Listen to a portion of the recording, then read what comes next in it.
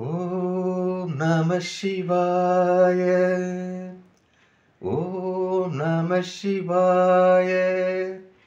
ஓம் நம சிவாய.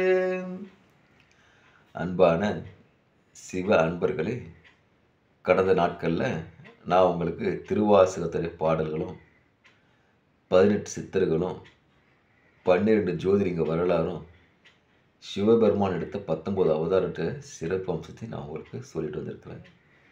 இன்னைக்கு நான் உங்களுக்கு சொல்ல போகிறது என்ன பார்த்தீங்கன்னாக்கா, உலகத்திலேயே முதல் தோன்றிய சிவன் கோவில். சரிங்களா? இந்த உலகத்திலே தோன்றிய முதல் சிவன் கோவில் எங்கே இருக்குது பார்த்தீங்கன்னாக்கா, தமிழகத்தில் ராமநாதபுரத்தில் தான் இருக்குது. இந்த கோயிலுடைய பேர் என்ன பார்த்தீங்கன்னாக்கா, திரு உத்திர கோச மங்கை. இந்த கோயிலோட பேர் வந்து திரு உத்திர கோசை மங்கை. சிவபெருமான் வீட்டு இருக்கிறார் இல்லையா, புனித தலங்கள்லே இந்த உத்திர கோசை மங்கையும் ஒரு சிறப்பு பெறுது. இந்த கோயிலோட அப்படிப்பட்ட சிறப்பு என்னன்னாக்கா, ஆதி காலங்களில் வந்து மக்களுக்கு கிரகங்களை பற்றி அறியாத இருக்காங்க, நவகிரகங்களை பற்றி அறியாத இருக்காங்க இல்லையா. அப்போவே பார்த்தீங்கன்னாக்கா சந்திரன், சூரியன், செவ்வாய் மட்டுமே கிரகங்களாக வந்து பழமையாக இங்கே கோயில் இருக்காங்க. இது ராமாயணத்துக்கு முன்னாடி தோன்றின கோயில்னு நம்ம சொல்கிறோம். எதை வச்சு சொல்கிறோன்னாக்கா, ராவணனுக்கு வந்து திருமணம் தடைப்பட்டு போகுது. திருமணம் கைகூடவே இல்லை. ராவணன் வந்து இந்த உத்திரகோசி மங்கைக்கு வந்து சிவபெருமானை வணங்கி தவம் இருந்து வரம் பெற்று சென்றதுக்கப்புறம் தான் அவருக்கு திருமணம் நடக்குது. திருமணம் நடந்ததுக்கப்புறம் ராவனுடைய மனைவி மண்டோதரிக்கு சில காலம் வாழறாங்க. அப்படி வாழும் பட்சத்தில் அவங்களுக்கு புத்திர பாக்கியம் இல்லை. இதனால் என்ன பண்ணுற, ராவணன் தன் மனைவி மண்டோதரி கிட்ட இது மாதிரி உத்திர கோச மங்கையை போயிட்டு அங்கே எம்பெருமான் நினச்சி தவம் இரு, கண்டிப்பாக நம்ம சிவபெருமான் நமக்கு வரன் கொடுப்பாரு சொல்கிறாங்க.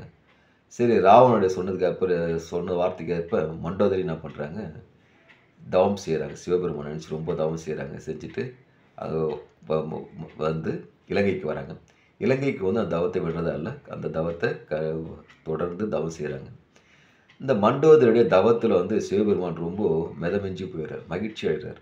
அதனால் என்ன பண்ணுறாரு, நேரடியாக இலங்கைக்கு போயிட்டு அவங்க வரமைன்னு சிவபெருமான் நினைக்கிறாரு. அதனால் தன்னுடைய 1000 சீடர்கள் இருக்கிறாங்களே, 1000 சீடர்கிட்ட சொல்லிட்டு போகிறாங்க, நான் வந்து இலங்கைக்கு போகிறேன், இதுமாரி ராவணனும் மண்டோதரியும் தவம் பண்ணுறது என்னை மெய்சிலுக்க வைக்குது, அதனால் நேராக போய் வரம் கொடுக்கணும். அப்படி வரம் கொடுத்த பட்சத்தில் ராவனுக்கு குழந்தை பேர் கிடைக்கும். குழந்தை பேர் கிடைக்கும்போது ராவனுடைய கைகள் எனக்கு தீண்டுச்சுனாக்கா, இந்த அக்னி குளம் வந்து இந்த குளம் அக்னியாக தீப்பிழம்பாக எரியும் சொல்லிட்டு போயிடுறாரு. சொல்லிட்டு போகிறாரு. மண்டோதரி முன்னாடி தோன்றாரு. அவருக்கு வரம் கொடுக்குறாங்க. கொடுத்ததுக்கப்புறமா சிவபெருமானே ஒரு குழந்தையாக பிறக்கிறாரு. சிவபெருமான் குழந்தையாக பிறந்ததுக்கப்புறம் அந்த குழந்தைய பார்த்தோம் ராவனுக்கு ஆசை அதிகமாக இருக்குது. அந்த குழந்தைய தூக்குறாரு. தூக்கிட்டு சும்மா இருப்பார். தடவி பார்க்குறாரு குழந்தை. அவர் தடவும்போது பார்த்தீங்கன்னாக்கா, அந்த அக்னி குளம் என்ன பண்ணுது, உத்திரகோசமங்கல குளம் வந்து அக்னி குளம் அப்படியே எரியுது. எரிஞ்சோடனே சிவபெருமான் கூட இருந்தாங்களே, 1000 சீடர்கள் இருந்தாங்க இல்லையா, அவங்க என்ன பண்ணுறாங்க, எல்லோரும் போய்ட்டு அந்த குளத்தில் விழுந்துடுறாங்க. விழுந்து நேராக உயிரை திறந்து நேராக கைலாயமே செல்லுறாங்க. அப்படி சென்றும்போது பார்த்தீங்கன்னாக்கா, அப்போ சிவபெருமான் என்ன பண்ணுறாரு, மீண்டும் உயிர் சாப விமர்சனம் அழித்து அந்த 1000 இருக்காங்களே, அவங்க தான் வந்து அந்த உத்திரகோச மங்கையில் வந்து சகஸ்கரலிங்கமாக அங்கே இருப்பாங்க. இந்த பார்த்தீங்கன்னாக்கா, அந்த உத்திரகோசி மங்கையில் சகஸ்கரலிங்கமும் ஒரு சிறப்பு வாய்ந்ததாக அறியப்படுது. இன்னொன்று பார்த்தீங்கன்னாக்கா, இந்த தாழம்பூவுக்கு எங்கேயுமே அர்ச்சனை செய்ய மாட்டாங்க. பூஜைக்கு உகமில்லாத பூ. சரிங்களா? தாழம்பூ சாபம் வந்து எல்லோரும் அறிஞ்சது. அப்படிப்பட்ட தாழம்பூ வந்து சிவபெருமானுக்கு இங்கே அர்ச்சனை பண்ணுறாங்க. அந்த தாழம்பூக்கான சாப விமர்சனம் அழித்து அங்கே மட்டும் அவரை வந்து வழிபடுறதுக்கு, அர்ச்சனை செய்யறதுக்கு அவருக்கு உரிமை கொடுத்துருக்காங்க.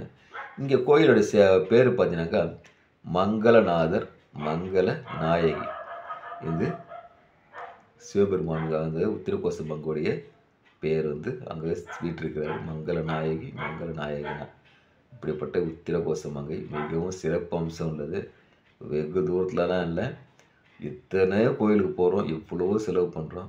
ஆனால் பக்கத்தில் உத்திரகோசி மங்கை போங்க, எல்லாமே நான் நினச்சதெல்லாம் நடைபெறும். ஏன்னா ராவணன் பல ரிஷிகள், இப்போ பார்வதிக்கு எல்லாமே வந்து இங்கே சொல்லியிருக்காரு. அதே மாதிரி பார்த்தீங்கன்னா ஓம் என்ற பிரணவ மந்திரத்தை வந்து பார்வதி தேவிக்கும் தன்னுடைய சிறு 1000 பேர் இருக்காங்களே அவங்களுக்கும் முழு விளக்கத்தையும் அங்கே தான் சிவபெருமான் கொடுத்துருக்காரு. அவ்வளோ வந்து வைப்ரேஷனான கோயில், வலிமையான கோயில், பழமையான கோயில், முதன்மையான ஆலயம். அதனால் மறுக்காமல் வாய்ப்பு கிடைக்கும்போது உத்திரகோசி மங்கை போயிட்டு சிவபெருமானை தரிசித்து இந்த மனித பிரிவு எடுத்ததுக்கான சிறப்பம்சத்தை உணர்ந்து சிந்தித்து செயலாற்றி அன்பை மற்றும் விதையாக விதைப்போம், அன்பையே அறுவடை செய்வோம். ஓம் நம சிவாய, ஓம் நம சிவாய, ஓம் நம சிவாய.